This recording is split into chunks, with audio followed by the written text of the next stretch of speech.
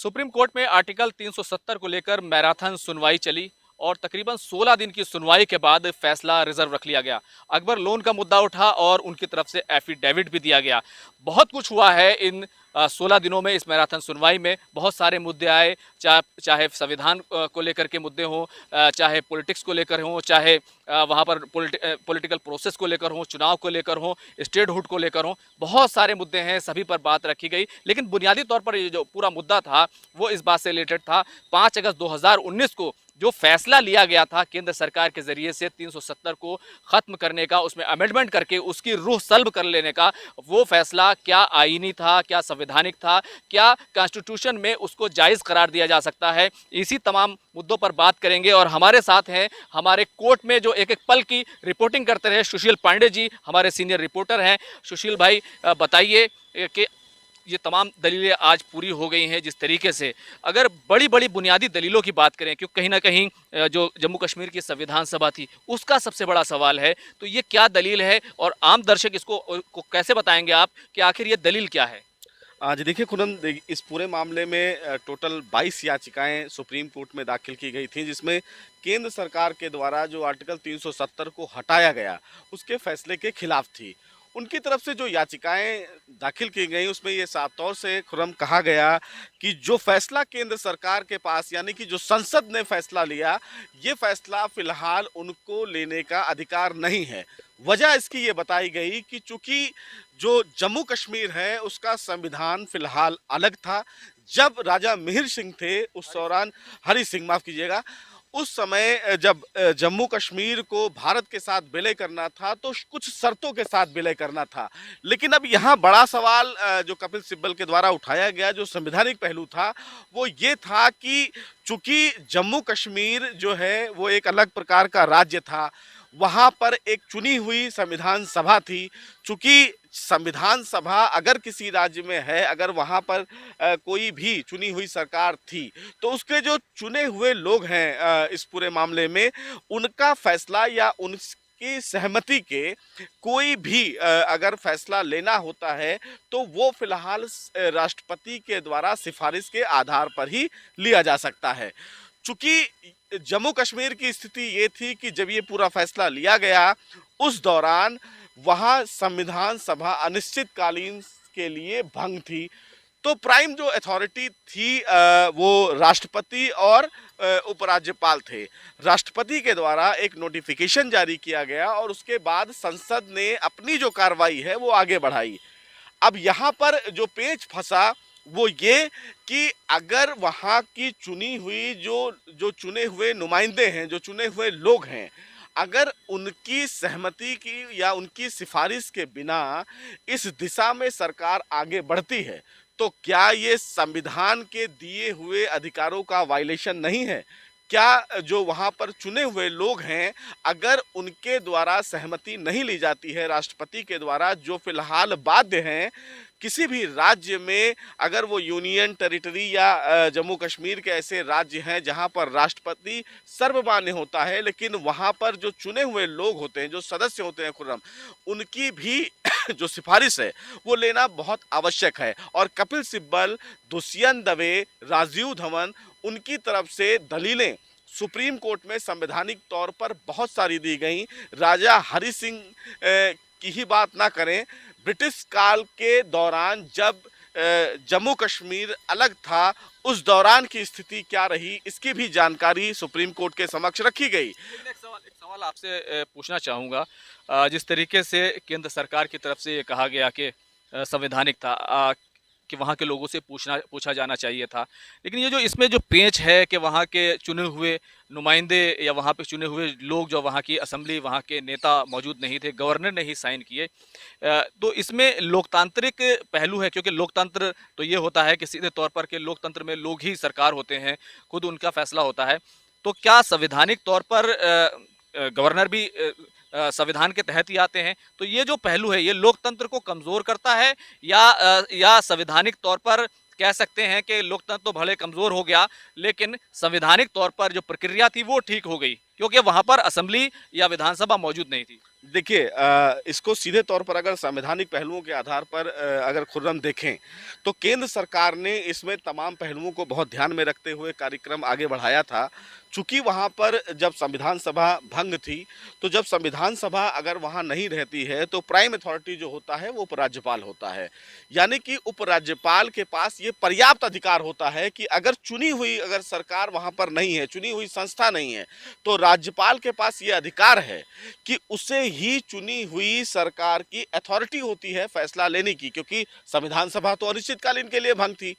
तो उपराज्यपाल जो होता है उसके पास ये अधिकार होता है कि वो सिफारिश राष्ट्रपति को भेज सकता है किसी भी राज्य में इस प्रकार के फैसले को लेने को लेकर। और यही वजह रही कि उपराज्यपाल ने उस समय राष्ट्रपति के पास ये सिफारिश भेजी और ये कहा कि चूंकि यहाँ पर जो असेंबली है वो डिसॉल्व है, लिहाजा इस प्रोसेस को आगे बढ़ाने के लिए राष्ट्रपति को उन्हीं जो डिसॉल्व असेंबली है उनका एक बड़ा सदस्य माना जाता है, क्योंकि वो उसके अंतर्गत आते हैं। तो उपराज्यपाल इस दिशा में जब आगे बढ़ा तो राष्ट्रपति ने उसी सिफारिश पत्र को लेकर एक नोटिफिकेशन जारी किया जिस पर केंद्र सरकार आगे बढ़ी। बहरहाल कुल मिलाकर आपत्ति यह है कि खुद ही राष्ट्रपति जी ने सवाल पूछा और खुद ही, क्योंकि गवर्नर खुद उनके नुमाइंदे होते हैं, खुद ही उन्होंने एक तरीके से मंजूरी दी। ये बड़ा सवाल है। लेकिन एक सवाल, अहम सवाल ये भी है कि इसमें बार बार जिक्र आता रहा 370 के साथ सेक्शन 3 का। ये सेक्शन 3 क्या है?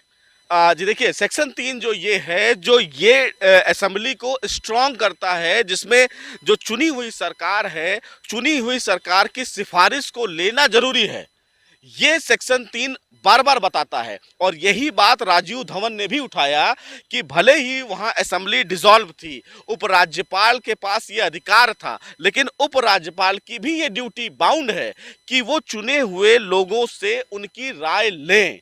लेकिन यहां जो प्रोसेस अपनाया गया वो सिर्फ उपराज्यपाल के द्वारा चीजों को आगे बढ़ाने को लेकर था। इस पर चीफ जस्टिस की तरफ से एक सवाल किया गया और यह कहा गया कि सेक्शन 3 भले ही ये कहता हो कि सिफारिश चुने हुए लोगों से आपको लेना आवश्यक है, लेकिन संविधान में जब विलय किया गया तो भारत के पास ये पर्याप्त अधिकार संविधान को दिया गया कि अगर भविष्य में जम्मू कश्मीर में परिवर्तन करना है तो संसद राष्ट्रपति की सिफारिश के आधार पर आगे बढ़ सकता है। अगर इस पूरे मसले को देखें तो एक तरफ आर्टिकल 370 खड़ा है और दूसरी तरफ आर्टिकल 356 खड़ा है। जो 56 का जो इस्तेमाल राष्ट्रपति का जी का जो अधिकार है, अगर दोनों में टकराव होता है तो आसान शब्दों में हमें ये बताइए कि किसका अधिकार क्षेत्र जो है वो ज़्यादा जाता है? क्योंकि यहाँ पर एक बात जो सरकार की तरफ से रखी गई थी कि कानून किसी को उस बात के लिए मजबूर नहीं करता कि जो मुमकिन ना हो, जो असंभव हो, उसके लिए मजबूर नहीं करता। लेकिन दूसरी तरफ संभव तो ये भी था कि वहाँ पर चुनाव करा दिए जाते, वहाँ पर काउंसिल ऑफ मिनिस्टर बना दी जाती। यानी संभावना जो तो तमाम चीज़ें हैं। लेकिन मेरा मूल सवाल ये है, आर्टिकल 356 और आर्टिकल 370 के बीच में जो टकराव हमें देखने को मिल रहा है वो क्यों मिल रहा है? देखिए खुर्रम, दो चीजें यहाँ समझने वाली हैं। पहली ये कि जम्मू कश्मीर को हम और राज्यों के आधार पर नहीं देख सकते। जम्मू कश्मीर सबसे सीमावर्ती और सबसे एक अलग राज्य है जहां पर स्थितियां हमेशा अलग ही रही। जम्मू कश्मीर हमेशा देखा जाने लगा, जम्मू कश्मीर के बारे में जब भी डिस्कस किया जाता था तो ये माना जाता था कि वहाँ पर अटैक होते हैं, वहाँ पर बाजार बंद होता है, अलगाववादी संगठन बहुत ज़्यादा एक्टिव हैं। तो ये सरकार बार बार ये कह रही थी कि अगर राष्ट्रपति के द्वारा किसी भी चीज़ को या किसी भी राज्य को लेकर अगर एक बड़ा फैसला लिया जाता है तो ये अपने आप में एक बड़ा परिवर्तन है।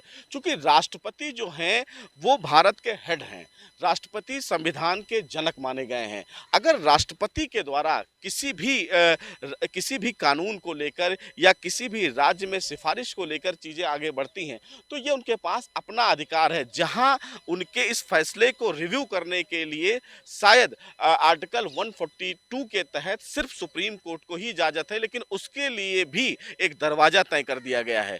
तो चूंकि किसी भी राज्य में अगर इस प्रकार का फैसला लेना है जहां पर उपराज्यपाल के द्वारा सहमति जाहिर करते हुए राष्ट्रपति के पास चीजें भेजी गई हैं तो निश्चित रूप से उस पर एक बड़ा अधिकार और एक बड़ा मोहर के तौर पर इसको देखा जा सकता है। लेकिन इसमें एक बड़ा सवाल ये है कि क्या जम्मू कश्मीर में रह रहे तमाम लोगों के अधिकारों का ये हनन नहीं है कि अगर उनसे इस पूरे प्रकरण को लेकर अगर उनसे राय मशवरा नहीं किया गया। चूंकि सरकार का ये कहना है कि जब वहां पर असेंबली डिसॉल्व नहीं थी, वहां पर चुनी हुई सरकार में जो नुमाइंदे थे उनमें से किससे राय लेना है, किससे नहीं राय लेना है, वहां पर चीजें क्लियर नहीं थी। तो निश्चित रूप से उपराज्यपाल ही एक प्राइम अथॉरिटी हैं, भले ही आप उनको राष्ट्रपति के द्वारा चुने गए हुई बातों पर देखें, लेकिन जो संवैधानिक पहलू पर अगर बात करें तो निश्चित रूप से उपराज्यपाल के पास ये पर्याप्त अधिकार था और इसी दिशा में फिलहाल उपराज्यपाल आगे बढ़े।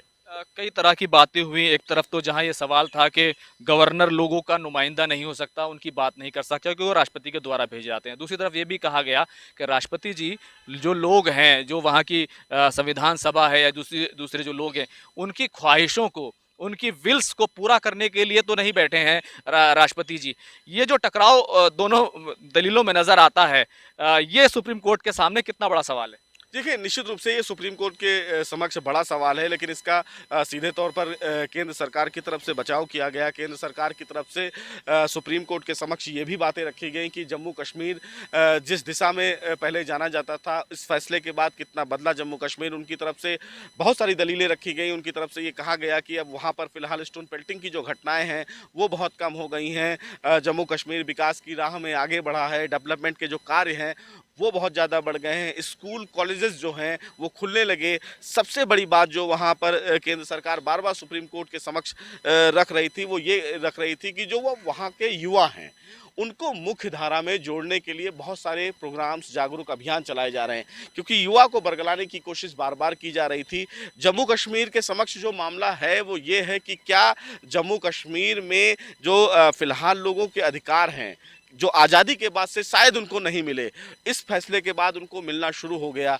तो इन तमाम बदलाव को ये तमाम फायदे गिनाए गए हैं। लेकिन सुशील, एक बात बताइए, शुरू में ही जब सरकार ने हलफनामा दिया था और फिर सुप्रीम कोर्ट ने भी ये कहा था, चीफ जस्टिस ने कहा था कि हम सिर्फ संवैधानिक पहलू पर बात करेंगे, फायदे नुकसान पर बात नहीं करेंगे। उसके बाद सरकार ने खुद भी कहा कि इसको हमारे खिलाफ दलील के तौर पर इस्तेमाल न किया, लेकिन फिर बाद में वही तमाम दलीलें, वही तमाम बातें, योजनाएं, तमाम चीज़ें गिनाई गई और साथ ही साथ कुछ कड़वे सवाल केंद्र सरकार से भी आए कि जिस तरीके से 356 का इस्तेमाल हुआ, 3 साल तक राष्ट्रपति शासन की जो बात होती है और उसके बाद उसी आर्टिकल के तहत जो चुनाव कराना होता है वो नहीं होता है। ये जो कड़वे सवाल हैं, ये कितना इस पूरे जो आईनी बेंच थी, जो हमारी संवैधानिक बेंच थी, उसके फैसले पर, इस केस पर फायदे नुकसान, इलेक्शन, स्टेट हुड का मसला, यानी कुछ कड़वे सवाल इधर के लिए, कुछ कड़वे सवाल उधर के लिए, कुछ फायदे इधर की तरफ से, कुछ उधर की तरफ से। जिस तरीके से कपिल सिब्बल ने भी इन तमाम दावों पर कहा कि हम इस पर आपत्ति जताते हैं, ये ठीक भी हो सकते हैं, नहीं भी हो सकते। मैं सवाल खड़ा किया था,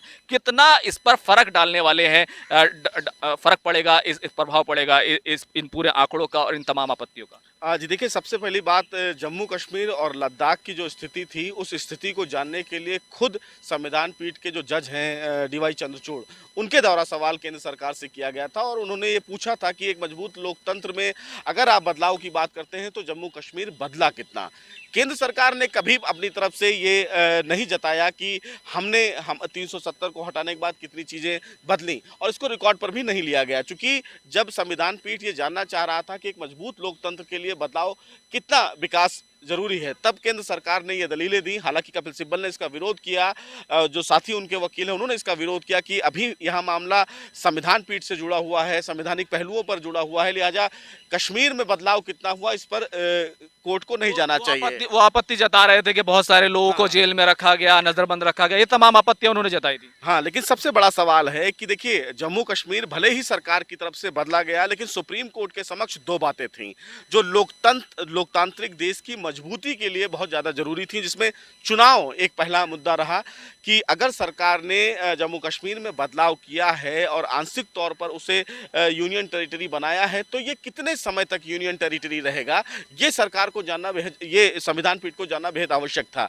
जिस पर केंद्र सरकार ने अपना स्टैंड क्लियर किया और ये कहा कि वो कभी भी वहाँ पर चुनाव करवा सकते हैं, लेकिन ये आखिरी फैसला वहाँ पर जो सुरक्षा एजेंसियाँ हैं उनको लेना है। हालांकि माहौल बदला, G20 की भी बातें कही गई कि वहाँ पर बड़े विश्व नेताओं को वहाँ पर लेकर दिखाया गया, विश्व की पटल पर पर्यटन बहुत ज़्यादा रिकॉर्ड स्तर पर बढ़ा है, ये तमाम चीज़ें उनकी तरफ से कही गई। क्या इनका प्रभाव इस केस में है, ये तमाम जो आंकड़े, तमाम बातें, तमाम आपत्तियों का? बिल्कुल, निश्चित रूप से देखिए, जब संविधान पीठ किसी भी मामले में अगर सरकार से कोई सवाल करता है तो निश्चित रूप से संविधान पीठ उस पहलू पर विचार करेगा, ये तय है। और सुप्रीम कोर्ट की कई ऐसे फैसले हैं जिसमें सुप्रीम कोर्ट बिना किन्हीं कारणों को जाने कभी भी सवाल नहीं करता है। तो निश्चित रूप से जम्मू कश्मीर के इस डेवलपमेंट और केंद्र सरकार के इस बदलाव का कहीं ना कहीं संविधान पीठ के फैसले में असर देखने को मिलेगा। देखिए नाजरीन, देखिए अब तक ये कहा जा रहा था वकीलों के द्वारा कि इन चीज़ों को हम अलग रखेंगे, टिप्पणियां भी हुई, लेकिन कहीं ना कहीं जब कुछ आंकड़े आते हैं, देश हित की बात आती है,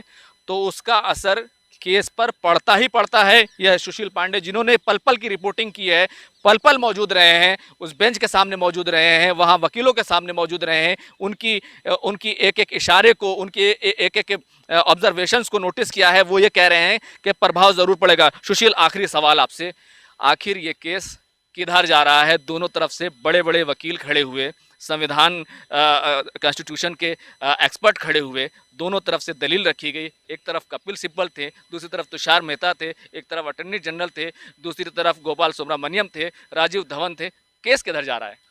देखिए खुर्रम, लगातार आप जब से 370 की सुनवाई चल रही है, आप लगातार यहाँ पर मौजूद हैं, हर वकीलों से बातचीत कर रहे हैं। अभी तक तो आप भी समझ में आ गया होगा कि फिलहाल फैसला क्या होगा, लेकिन चूंकि हमें संविधान में कहीं ना कहीं न्यायालय ही हमारा आखिरी मसीहा माना गया है, चूंकि लोकतंत्र की और संविधान की रक्षा ये करता है, तो ये देखना होगा कि देश की सबसे बड़ी अदालत के इस फैसले से फिलहाल जम्मू कश्मीर का जो आने वाला भविष्य है वो कितना बुलंद होता है। सुप्रीम कोर्ट अपने फैसले में ये जरूर तय करेगा कि जो संवैधानिक प्रक्रिया अपनाई गई केंद्र सरकार के द्वारा, क्या फिलहाल संसद के पास ये अधिकार है कि वो इस प्रकार की प्रक्रिया अपना सकता है। क्योंकि बातें बहुत कही गई और ये बताया गया सरकार के पास ये अधिकार नहीं है, लेकिन सुप्रीम कोर्ट इन तमाम दलीलों से कितना कन्विंस होता है ये देखने वाली बात होगी। लेकिन सुशील, आखिरी सवाल, माफ कीजिएगा, मैंने पहले भी आखिरी सवाल कहा था, सुप्रीम कोर्ट का जो फैसला आ रहा है वो सरकार के फैसले पर आ रहा है या प्रक्रिया पर आ रहा है? क्योंकि हमने इससे पहले भी बहुत सारी चीज़ें देखी हैं,